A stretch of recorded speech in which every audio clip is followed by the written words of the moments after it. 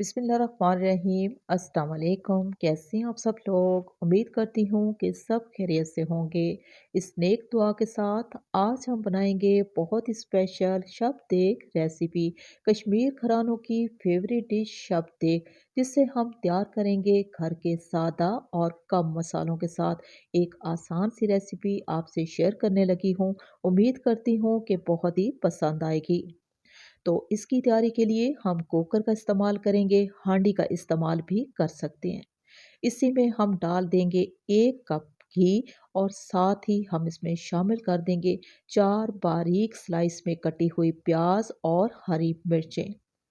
इसी के साथ ही हम इसमें डाल देंगे 1 चम्मच लेंगे लहसुन का पेस्ट और 1 चम्मच लेंगे अदरक का पेस्ट।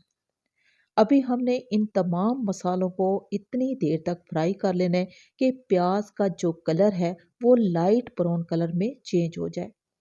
शबदेग में प्याज के कलर को बहुत ज़्यादा डार्क ब्राउन नहीं किया जाता, नहीं तो फिर शोरबे का कलर जो है वो डार्क हो जाएगा। प्याज का कलर हल्का सा ब्राउन हो चुका है और लहसुन का कच्चापन भी ख़त्म हो गया है। इस मसाले की बहुत ही अच्छी सी खुशबू आ रही है, तो शामिल कर देंगे गोश्त। आधा किलो हमने बीफ लिया है, आप मटन भी ले सकते हो। शबदेग में बीफ हो या मटन, इसके जो पीस हैं वो बड़े रखे जाते हैं। इसी वजह से ये देखने में बहुत ही खूबसूरत और जायके में इंतहाई लजीज तैयार होता है। गोश्त को हमने प्याज में जल्दी से मिक्स कर दिया ताकि प्याज का जो कलर है वो डार्क ब्राउन ना हो। हस्बे ज़रूरत हमने नमक का इस्तेमाल किया है। अब हमने क्या करना है जी, गोश्त की भुनाई करनी है।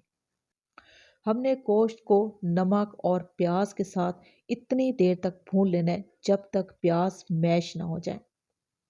अभी ये गोश्त इंतहाई शानदार किस्म का फ्राई हो चुका है, तो हम इसमें सबसे पहले इस मसाले का इस्तेमाल करेंगे। हस्बे ज़रूरत लेंगे लाल मिर्चों का पाउडर। अब इन मिर्चों को हमने थोड़ी देर के लिए फ्राई कर लेना है ताकि गोश्त का जो कलर है बहुत ही खूबसूरत सा आ जाए। शबदेग में बहुत ज़्यादा मिर्च मसालों का इस्तेमाल नहीं किया जाता, घर के सादा और कम मसाले शामिल होते हैं। गोश्त की भुनाई बहुत ही अच्छे तरीके से हो चुकी है, तो हम इसमें दही का इस्तेमाल करेंगे। आप टमाटर के पेस्ट का इस्तेमाल भी कर सकते हैं।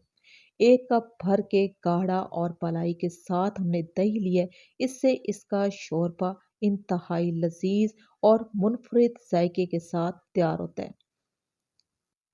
दही को हमने गोश्त के साथ इतनी देर तक पकने दिया है कि दही का पानी मुकम्मल तौर पे खुश्क हो चुका है और इसकी जो सफ़ेदी है वो भी ख़त्म हो गई है। तो आप देख सकते हो कि ये मसाला इंतहाई शानदार किस्म का तैयार हो चुका है।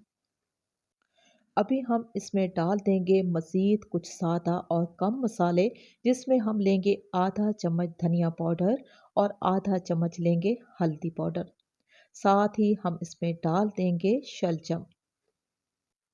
शबदेग के लिए शैलो वाले शलजम का इस्तेमाल किया जाता है क्योंकि उनमें हल्की सी मिठास होती है, लेकिन ज़रूरी नहीं है कि आपके पास शैलो वाले शलजम होंगे तो तब शबदेग तैयार होगी। आप इसमें मिठास के लिए गाजर, चीनी या हल्के से गुड़ का इस्तेमाल कर सकते हैं। लेकिन अगर आप मेरी रेसिपी को फॉलो करेंगे तो यकीन माने आपको एक अलग सा जायका और खुशबू मिलेगी जो आपको हमेशा याद रहेगी। अभी हम इसमें डाल देंगे जी पानी, और पानी का इतना इस्तेमाल करेंगे जिसमें शलजम और गोश्त जो है वो डिप हो जाएं और ये हद से ज़्यादा गल जाएं।